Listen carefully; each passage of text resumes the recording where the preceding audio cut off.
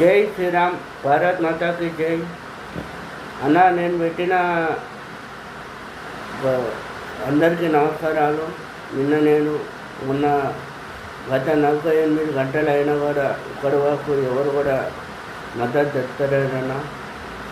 అన్ని సంఘాలు కూడా ఎన్ని సంఘాలు ఉన్నాయన్న, ఒక్క సంఘం కూడా నాకు మద్దతు ఇవ్వాలని ఎవరికి లేరా అన్న. ఎందుకంటే సామాన్య దిశలో కూర్చుంటానికి కూడా నేను చెప్పినా కూడా ఇంతవరకు కూడా ఏ సంఘం కూడా వికలాంగుల సంఘాలు మద్దతు ఇస్తడం అన్న. నార్మల్ సంఘాలు అన్నీ నార్మల్ వాళ్ళు, ఓల్డేజ్ వాళ్ళు, వాళ్ళు వీళ్ళందరూ ఇంతవరకు ఫోన్లు చేశారు. రోజు చేస్తూనే ఉన్నారు. 2 రోజుల నుంచి నార్మల్ వాళ్ళు ఫోన్ చేస్తారు, కానీ వికలాంగుల సంఘాలు మాత్రం ఒక్కరు కూడా ఫోన్ చేస్తలేరన్న.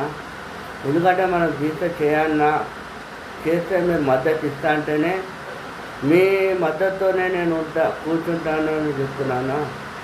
ఎందుకంటే మీరు ఇస్తారా ఇవ్వరు. అప్పటి నాకు ఈరోజు 99% అందరు సంఘాలు నాకు మద్దతు ఇస్తారా అని అనుకుంటున్నా.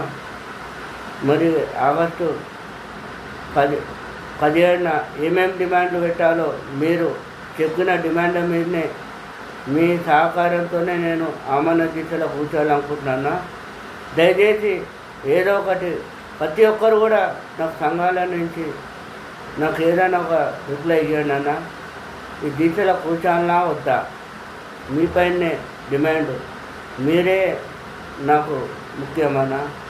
ఎందుకంటే నేను ఏ సంఘంలో కూడా లేను, కానీ అయినా అన్ని సంఘాల గురించి అన్ని రకాల అందరి గురించి, వికలాంగుల గురించి, నేను దివ్యాంగుల గురించి చేయాలని నా ఆత్మ గౌరవంతో నేను కూర్చోాలనుకుంటున్నాను. కానీ మీరు ఇస్తా అంటేనేమో ఎల్బీ స్టేడియంలో కూర్చుంటా, లేదంటే నా ఇంట్లోనే నేను ఆమరణ దీక్షలో కూర్చుంటానా. నువ్వు మద్దతు ఇస్తేనేమో ఎల్బీ స్టేడియంలో కూర్చుంటా. మీరు అందరు సంఘాలు, అందరు పబ్లిక్ నాకు మద్దతు ఇస్తే ఎల్బీ స్టేడియంలో కూర్చోవాలనుకుంటానా. లేదంటే నా ఒక్కరిని, నా శక్తి నేను ఒక్కరిని ఉండాలనుకుంటే నా ఇంట్లోనే నేను దీక్షలో కూర్చొని రెడీగా ఉన్నానా. మీ